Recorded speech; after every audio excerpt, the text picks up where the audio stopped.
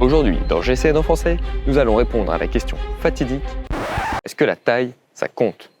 La taille des disques, bien sûr. Pour mesurer la distance de freinage entre un disque de 140 et un disque de 160, j'ai amené mon décamètre, on va faire des tests et on va vous montrer les résultats.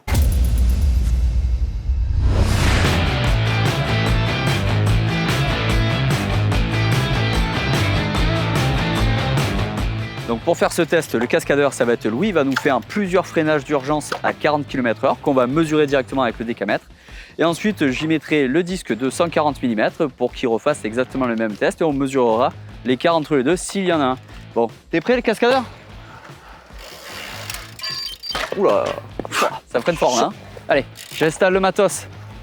Encore une fois, je vais prendre tous les risques pour la science. On va commencer, donc ça, ce sera le point de départ.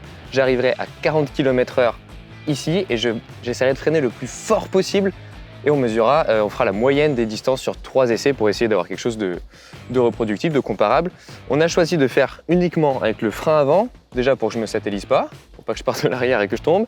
Et aussi parce que comme ça, voilà, ça enlève l'aspect technique du freinage d'urgence. Il n'y a qu'un frein, je bourrine. Oui, c'est ça. Et avec les 3 runs, on fait une moyenne et on compare. Oui, plus clairement, avec tes pneus de gravel, tu risques rien, je te le dis. Non, là, il va y avoir un bon freiner grip. de l'arrière. Il va y avoir un bon grip. Allez, on va faire des petites hypothèses. Moi, je pense qu'il n'y a pas de différence entre 140 et 160. Ouais, ben moi je pense que comme en moto, le plus gros, il freine le plus fort. Ok, donc toi tu penses que la taille ça compte? Moi ouais. je pense pas. On va mesurer. Allez.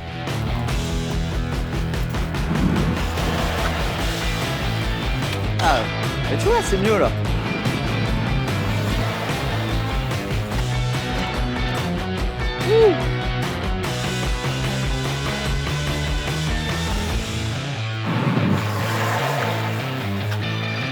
C'est bon là? Tu commences à voir la technique là? Ouais. Est-ce que tu as peur de freiner que du frein avant? Non. Ah bon, bah écoute. Je préfère freiner que de l'avant que des deux, je crois. Allez, je note ça. Voilà, j'ai mis Max à la mécanique. Moi, la cascade, il vous l'a dit. Donc là, on va enlever le disque de 160 pour mettre un 140. Mon ressenti, c'est que ça freine bien quand même, hein, en 160. C'est vraiment puissant. Je me suis un peu habitué au fil des freinages, donc on va voir ce que ça donne avec le 140. Je vois pas pourquoi je mettrais plus de distance à freiner. Donc on va voir ça. C'est bon, je suis prêt à continuer le test? Ouais, j'espère qu'on va avoir des résultats un peu incroyables. Bah à tout moment je m'arrête pas, je finis à flotte, mais... Bon, je vais tirer un peu plus loin alors le décamètre. Ouais, on va voir la bouée. Allez, bah dis donc, t'es un peu plus loin là. Hop, allez, ici. On fait un autre essai là quand même, qu'on soit sûr.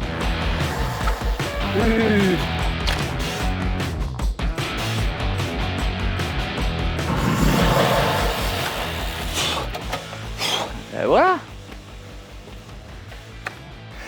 Tu commences à avoir un peu peur, hein, tu freines moins fort, non? Pas ouf celui-là, hein. Apparemment perdre l'adhérence, Non mais attends, ça sent chaud là. c'est pas bon du tout. C'est bon ça? Oui, pour ça moi. change chaud, je te dis. Et je pense à voir si c'est mon moteur ou les disques. Je vais noter toutes ces distances et puis Mon moteur, je crois. on va regarder ça là. Allez, bois un coup quand même.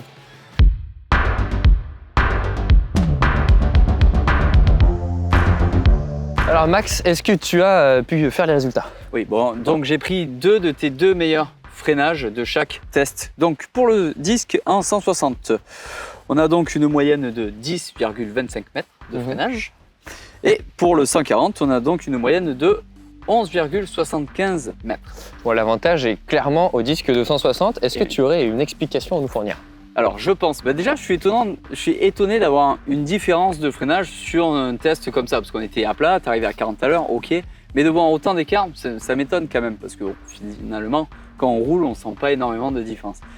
L'explication que je pourrais trouver, le disque en 160 étant plus grand, on a un plus grand bras de levier pour freiner, donc l'étrier a besoin de moins forcer pour arrêter le disque en mouvement. Ensuite, la distance et la surface de freinage où appuient les plaquettes est plus grande, étant donné que le périmètre du disque est plus grand. Et aussi, le refroidissement est un peu meilleur. Donc en théorie, la puissance de freinage entre le disque en 160 et en 140 mm est de 14%. Nous, ce qui est bien, c'est que sur notre test, on s'est vraiment approché de cette valeur. Donc c'est plutôt pas mal. Donc voici deux des explications que je peux trouver sur le disque en 160. Est-ce que tu as une hypothèse toi sur le 140? Donc toi tu nous dis plus grand bras de levier, plus grande surface de freinage. Tu disais on est à plat, on va pas très vite, donc en gros le disque ne chauffe pas trop. On sait que c'est le principal problème avec un freinage à disque, avec un freinage tout court d'ailleurs. Et en fait, oui, on n'a pas particulièrement fait chauffer le disque. On voulait essayer de le faire dans une descente, sauf qu'on n'aurait pas pu être sûr d'avoir la même température de départ. Il existe différentes façons de gérer cette température sur les plaquettes, sur les freins, sur les disques, comme la technologie High-Tech de Shimano par exemple, qu'on avait sur ces disques-là, mais un disque plus petit a plus de difficultés à gérer la chaleur, il y a moins de surface exposée à l'air et donc moins de refroidissement. Ça peut être une des explications également, peut-être pas dans nos conditions de test, mais en roulant. Par contre, Louis, est-ce que tu peux m'expliquer pourquoi toi, sur ton vélo, tu roules avec deux disques de 140? Alors c'est vrai que quand on en avait parlé avant, moi je préconisais 2 x 140 pour les gains de quelques grammes et aussi pour peut-être 1 watt d'aéro sur chaque disque à 40 à l'heure ou plus. Mais finalement, quand je vois les résultats, je me dis que oui, la taille, ça compte.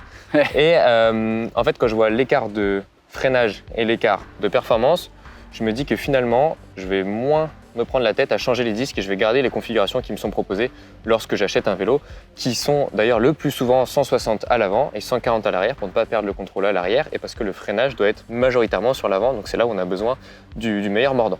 C'est ça. Moi, de mon côté, j'aime bien rouler avec deux disques en 160, étant donné que je roule souvent avec un vélo qui est chargé, qui est donc beaucoup plus lourd.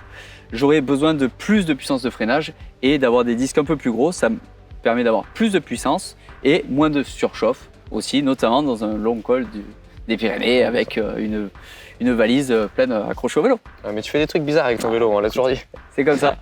Bon voilà, en tout cas, la taille ça compte, mais il faut surtout, comme toujours, l'adapter à votre pratique. J'espère que cette vidéo vous aura été instructive. Nous, en tout cas oui, on a appris des choses et moi j'ai changé d'avis, donc voilà. En attendant, roulez bien et à bientôt sur GCN en français. Ciao, ciao. Ciao, ciao.